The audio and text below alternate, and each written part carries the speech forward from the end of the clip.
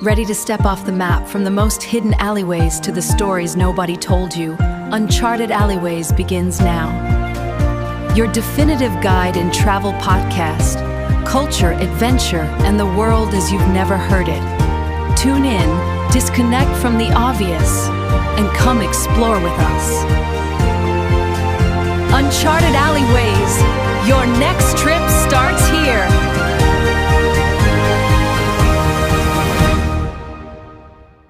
So, imagine trying to run a $1 trillion, hyper-modern financial empire, but deciding to build its headquarters directly inside a 1,000-year-old medieval museum. Right, which sounds completely ridiculous when you put it like that. It really does. But I mean, that is the architectural and, the cultural paradox of London. So welcome to today's deep dive. So glad to be here. Today we are exploring this really fascinating travelogue that kind of strips away the usual, tourist gloss to examine the multifaceted identity of what is arguably one of the world's most complex cities. Oh, absolutely. It's so layered. Yeah, and we're leaving that chaotic sort of Mediterranean spirit of places like Naples in the rearview mirror for this one. Right, totally different vibe. Totally different. Instead, we're heading into an urban environment where the ancient and the cutting edge aren't just like sharing a zip code, they are actively colliding. Well, crashing right into each other, really. Yeah. And the mission today for you listening, it isn't just to give you a standard travel itinerary. We are going to unpack how a city functions as a global powerhouse while simultaneously, and honestly almost stubbornly, preserving these spaces of quiet, timeless history. It genuinely defies conventional urban planning logic. How so? Well, when you look at newly established global cities, they tend to just bulldoze the past for the sake of efficiency. Right. Out with the old, in with the new. Exactly. But here, you have an environment where hyper-efficiency is somehow forced to route itself through centuries-old infrastructure. Okay, let's unpack this. Because arriving in the center of the city is just an immediate lesson in kinetic energy. Oh, for sure. It hits you right away. It really does. Emerging from the train or the underground, the sheer sensory input is just staggering. It's a lot to process. And it's not the static landmarks that hit you first, it's the rhythm of the street level. Yes, the movement. Right. You've got these iconic red double-decker buses and those classic black taxis, and they're just maneuvering through incredibly tight, historically plotted intersections. Which were definitely not built for modern traffic. Not at all. And meanwhile, you have cyclists in dedicated lanes just weaving confidently through all the gaps. They're like this highly choreographed dance. Yeah, a really stressful one. And then you add in an auditory landscape where the accents and the language, they shift every 10 feet. Oh, the diversity is incredible. Plus a culinary scene pulling from literally every corner of the planet. Right. Well, that rhythm is the key to understanding the city's operational DNA. What do you mean by that? It is a highly orchestrated chaos.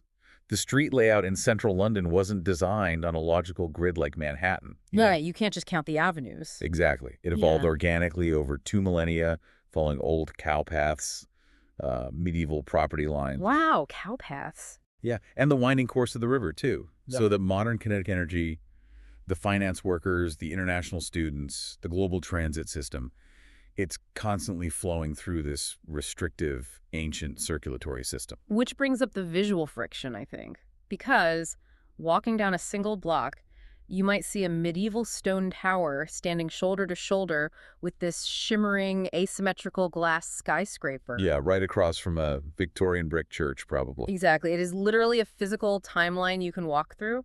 But I have to push back here for a second. So go ahead. In traditional urban design, clashing eras usually create a disjointed aesthetic, right? Generally speaking, yes. So if you aggressively smash centuries of wildly different architecture together on the exact same block, doesn't it just create an identity crisis? Like, how does a city avoid feeling like a disorganized, chaotic mess? Well, what's fascinating here is the psychological difference between preservation and integration. Okay, tell me more about that. If London treated its history like delicate artifacts to be preserved under glass, separated from the commercial zones, it would feel disjointed. Like a sterile museum or something. Exactly. But that isn't what happens. It doesn't feel like a museum because it is living history. Right. The ancient buildings aren't roped off, they're retrofitted and fully operational. But practically speaking, how does that even work without compromising the demands of a modern economy? I mean, a 12th century building wasn't exactly wired for fiber optic internet. No, of course not. But the interior gets gutted and modernized, while the exterior remains untouched. Oh, I see. So the history here serves as an active, breathing backdrop to daily life, rather than an untouchable relic. Right, it's just part of the furniture. Exactly. Let's look at the Westminster area, for example. Okay. You have the monumental Gothic architecture of the Palace of Westminster in Big Ben, right on the riverbank. Visually, it's overwhelmingly historic. Yeah, it looks like a postcard. But functionally, it's a working government hub. You know, red buses are crossing the adjacent bridges, commuters are grabbing coffee and rushing right past Westminster Abbey. Which is like a site where generations of monarchs have been crowned. Exactly. And they're rushing past it simply because it happens to be on their route to a hedge fund office. That is wild. That drastically changes the relationship people have with their environment. It really does. Because if you pass a 1,000-year-old abbey every Tuesday on your way to a status meeting, it kind of stops being a monument and starts being just a piece of your neighborhood. Exactly. The centuries coexist comfortably because they are all being utilized right now, today. Right. So the friction you mentioned earlier, it's actually what generates the city's unique charge. The friction is the identity. Okay, I can see how that integration works on a cultural level. But the psychological weight of all that monumental stone, combined with the relentless pace of a global capital, I mean, that seems like it would create an unbearable pressure cooker. Oh, it definitely can be overwhelming. Right, the cognitive load of navigating that kind of density just has to take a toll. Which actually leads us to the city's built-in pressure valves. Ah, yes. If the financial and political districts are the high-frequency processors of this urban computer, the natural spaces act as the essential cooling fans. That is an incredibly apt way to look at the architecture of pacing. Yeah. Well, the text we're analyzing strongly suggests abandoning the frantic rush between attractions and instead just walking along the River Thames embankment. A highly recommended route. Because the Thames fundamentally dictated the city's layout, and today, those riverside paths carve out a completely different dimension. It's like stepping into another world. It really is. You transition instantly from blaring traffic to street musicians, cafes overlooking the water, and these little pocket gardens where office workers just sit in relative silence. Catching their breath. Exactly. And it gets even more pronounced when you step into St. James's Park. Oh, St. James is fantastic. You leave the concrete entirely and you enter this heavily cultivated environment. Tree-lined paths, a tranquil lake, waterfowl, vibrant flower beds. And the pelicans? Yes. Unexpectedly, the park's famous resident pelicans. Those pelicans are such a brilliant, surreal interruption of the corporate mindset. They really are. I mean, you're deep within a global financial hub, and suddenly you are basically forced to pause and watch a pelican. Right.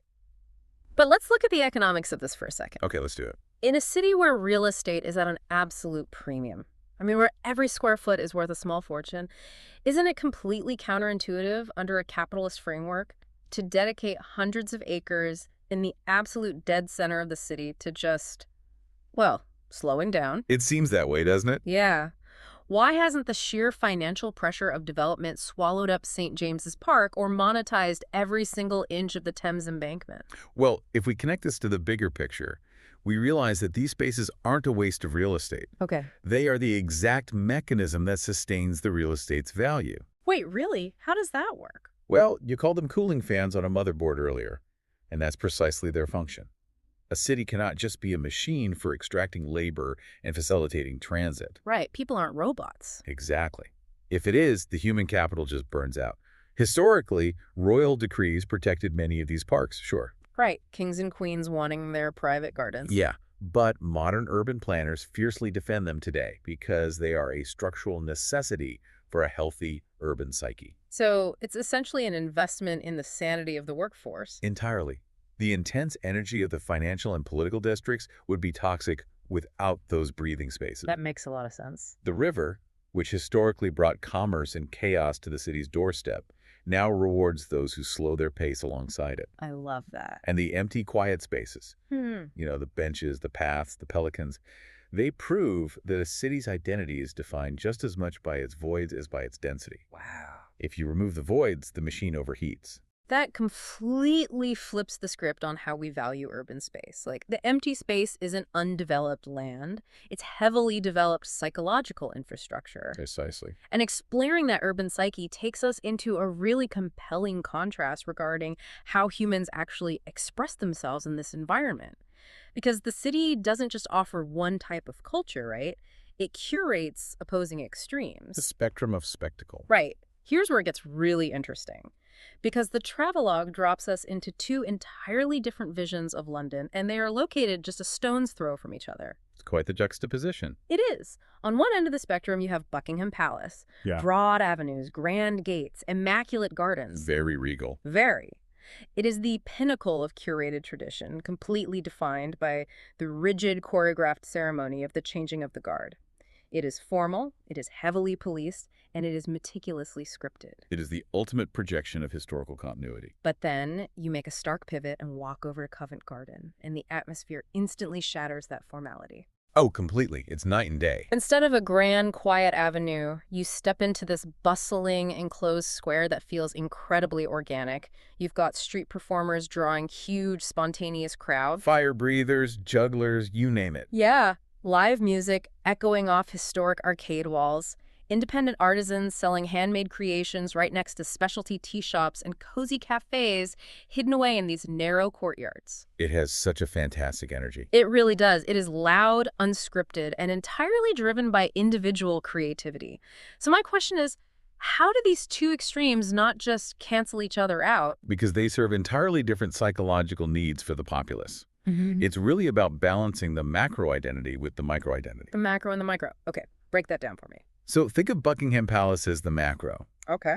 It represents the sweeping historical narrative, the national pride, the institutional weight of the country. It is the formal face the city shows to the globe. Right. It's what you see on the news. Exactly. It has to be curated. It has to be a fortress of tradition. But a city of pure fortresses would be absolutely miserable to live in. Exactly. It would be cold, sterile, and totally unapproachable. That is where Covent Garden steps in as the micro-identity. Ah, I see. This is the pulse of the individual.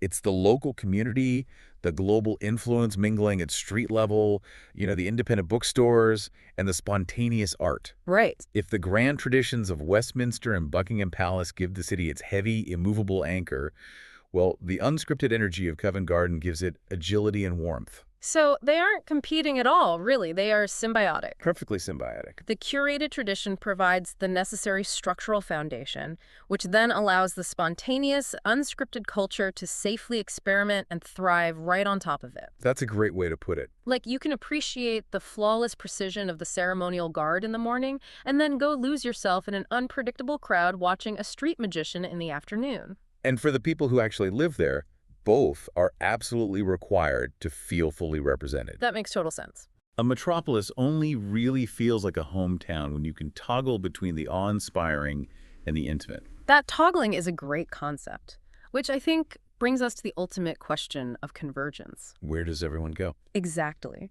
We've navigated the massive architectural timelines, the hyper-dense commuter routes, the tranquil parks, the grand palaces, and the chaotic creative squares. Where do all these incredibly diverse groups, I'm talking the hedge fund managers, the artists, the tourists, the politicians, where do they physically overlap when the day winds down? Well, they overlap in spaces that were specifically engineered for cross-pollination centuries ago. Yes, the historic pubs. It's fascinating how much emphasis is placed on this in the source material. It's a huge part of the culture. As afternoon turns toward evening, the pub really becomes the essential third space. And to be clear for you listening, these aren't just places to grab a quick pint or a meal. Not at all. We're talking about institutions that have welcomed writers, dock workers, politicians, and travelers under the exact same roof for literally generations. They are deeply egalitarian spaces. Right. You can order a traditional meal, a local ale, or just sit quietly with a coffee, but the consumption isn't the point, is it? No, the consumption is entirely secondary to the community. Yeah, look at the mechanics of the space itself. Modern, busy restaurants, they are heavily optimized to turnover tables. Get you in and get you out. Exactly. The lighting, the seating arrangements, the service style, it's all designed for turnover. But these historic pubs are structurally designed to encourage lingering. They want you to stay. Yeah. The spaces are often intimate, slightly cramped even, with low ceilings and these standing areas around the bar that practically force you to interact with the person next to you. You're rubbing elbows with everyone. They are essentially analog social networks. They are physical spaces engineered for connection rather than rapid transaction. That framing analog social networks, I mean, that gets right to the heart of their mechanism. You think so? Oh, absolutely. Yeah. Because in a pub, the architecture forces a flattening of the social hierarchy. Right. The banker and the artist are standing at the exact same mahogany bar, waiting for the same bartender. So what does this all mean for the contemporary traveler or even just the contemporary urbanite? Because we live in an era of hyper-optimization. Oh, we definitely do. We travel with digital checklists, we route our days on mapping apps, basically trying to optimize our path to hit 6 different landmarks before lunch. Well, this raises an important question about the philosophy of how we occupy space, both when we travel and when we are just at home. Right. The existence and endurance of these historic pubs present a direct challenge to that whole mindset of optimization. How so? Well, rushing between monuments just to capture digital proof that you were there, that's just data collection. Ouch, but true. It's viewing the city through a purely extractive lens. Yeah, you're just harvesting the landmark. Yes, Yeah. exactly. But true cultural immersion requires the deliberate act of sitting still. When you choose to linger in one of these spaces, you shift from being an observer of the city to a participant within it. That's a beautiful distinction. You're sharing the same physical constraints, the same pace, and often overhearing the same local concerns as the people who have lived there their entire lives. Right. The pub is, in a way, a localized rebellion against modern efficiency. It demands that you put down the itinerary, surrender your schedule, and just engage with the human element. And it seems like that intentional slowing down is really the only way to genuinely process the immense friction and scale of the city we've been discussing. You have to let it sink in. Yeah, you can't digest the paradox of medieval stone and modern glass while you're sprinting to catch a subway train. You have to stop. And the travelogue captures this perfectly with its final, just really evocative visual, the twilight reflection. Twilight in the city of that age, it changes the entire geometry of the place. It really does. The material paints this vivid picture of the first evening settling in, the daylight fades, and the massive historic buildings, Parliament, the ancient abbeys, the towers, they're suddenly glowing under this carefully placed, warm architectural lighting. It's very cinematic. It is. The kinetic energy of the daytime commuters just kind of dissipates, and the pace becomes noticeably calmer. And the prompt here is to walk out midway across one of the bridges over the River Thames and just stop. Just take it all in. Right. And when you look back at Westminster, you see the river carrying the boats, just as it has for millennia, but now it's reflecting the shimmering lights of both the ancient stone and the modern skyline simultaneously. It is the ultimate synthesis. Yeah. The river, the history, and the modern energy, they are no longer clashing. Yeah. In that specific, quiet moment of observation, they finally harmonize. They really do. And it serves as this powerful teaser for what lies beyond the center, too. Oh, definitely. There's so much more. It promises that once you understand this central paradox, you can venture out into the vibrant local neighborhoods, the sprawling, colorful markets and those hidden architectural gems that most visitors just entirely overlook. You just have to be willing to find them. Right. It proves that a city built on layers of history will always have one more layer to peel back, provided you are willing to slow down and look for it. There is really no end to a city that is constantly rewriting itself on top of its own foundations. Absolutely. So for you listening, I want to challenge you to look at the layout of your own daily life. How do you balance the rigid, highly scheduled, monumental parts of your routine with the need for those intimate, lingering moments? That's a great prompt. Do you have your own analog social network, like a dedicated physical space where you go simply to exist and connect without a transactional agenda? And that actually leads to a larger structural thought I'd like to leave you with today, kind of building on the mechanics of the spaces we've analyzed. Okay, lay it on us. We have seen how centuries-old historic pubs, winding riverside embankments, and protected parks are fundamentally designed to encourage loitering, spontaneous connection, and psychological relief. Right. But what does it mean for our newly built, hyper-optimized modern cities, the ones currently rising across the globe that prioritize transit efficiency, maximum commercial density, and relentless productivity above all else? Oh, wow. If a city's truest soul, And really, its ultimate survival mechanism is found in the inefficient spaces where time is allowed to slow down. Are we in danger of designing the modern world without one? Man, that is a staggering question. We are so obsessed with building faster processors that we might just be completely forgetting to install the cooling fans. Exactly. We need those inefficient, unscripted spaces just to hear the heartbeat of the places we live. Well, thank you so much for joining us on this deep dive. Keep wandering, stay curious, and we will see you next time.